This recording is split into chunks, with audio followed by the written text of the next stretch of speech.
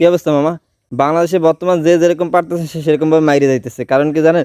এর আগে কিন্তু অলরেডি কিন্তু ওয়েস্ট ইন্ডিজ কিন্তু মারা দিছে টেস্ট খেলায়। আর এখন কিন্তু আরব আমিরাতের মতো দল তারাও কিন্তু আমাদের কিন্তু মারা দিয়ে দিছে।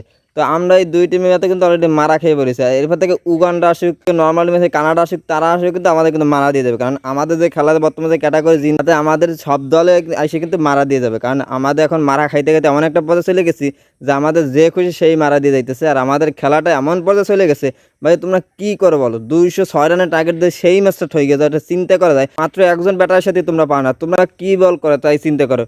আর নাইট জানা ভাইয়া তুমি যে কি করলে বলো তো? তোমার একটা স্পিড মাস্টার যেখানে তোমার বল তো গুলির মতো যাবে, তুমি সে বল করে কি বল করছো আমি বুঝতে পারতেছি না। তুমি ৫০ রান দিছো, ৫ ওভার খেলে ৫০ রান দিছো। আর তানজিদ সাকিব ভাই তুমিও তো ৫০ ক্রস করে ফেলাইছো। তোমরা দুইজন কিন্তু পুরো, তোমরা দুজন কিছু করতে পারো আর না পারো, তোমরা দুজন কিন্তু ৪-৪ ৮ ওভারে কিন্তু ১০০+ রান দিয়েছে। দুইজন কিন্তু 100 করে ফেলাইছে পুরো বোলিং দিক দিয়ে।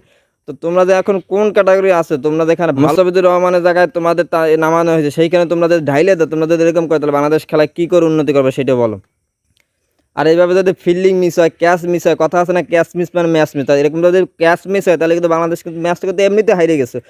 ক্যাচ মিস করছে, যেহেতু ক্যাচ মিস তো ম্যাচ মিস, ক্যাচ মিস করার কারণে কিন্তু ম্যাচটা কিন্তু আজকে কিন্তু হারিয়ে গেছে। তো খেলার পর্যায়ে এমন পর্যায়ে চলে গেছে তা শুধুমাত্র অযথা থ্রো করতেছে, অযথা থ্রো করে সেগুলো বাইসের বানাই ফেলাইতেছে।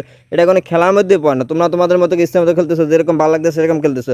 আমরা সাধারণ পাবলিক, আমরা যে ১৮ কোটি দর্শকটা তোমাদের স্ক্রিনের দিক তাকায় থাকি, টিভি স্ক্রিনের দিক তাকায় থাকি, আমরা যে খেলা দেখি তোমাদের তো আমাদের কথা চিন্তা করতে হবে যে না আমাদের দেশের মানুষ আমাদের খেলা দেখতেছে, তাদের জন্য আমরা খেলতে আসছি, তারা আমাদের খেলা দেখে উল্লাস করতেছে। সেইখানে তা না করে তোমরা যেটা করতেছে ক্যাচ মিস করতেছে, ফিল্ডিং মিস করতেছে, বাজে থ্রো করতেছো, কি বল করতেছো, বলে ব্যাটে রান হোক না, বলে ৫০ দিয়ে দিচ্ছে, এক ওভার ৪ ওভার বল করে ৫০ রান দিয়ে দিচ্ছে। তোমাদের ভালো ভালো বলাররা, আমাদের বাংলাদেশে কিন্তু বলাররা কিন্তু অন্যান্য দেশের থেকে ভালো বলে, তারাই যদি এরকম করে তাহলে কি হবে বলো?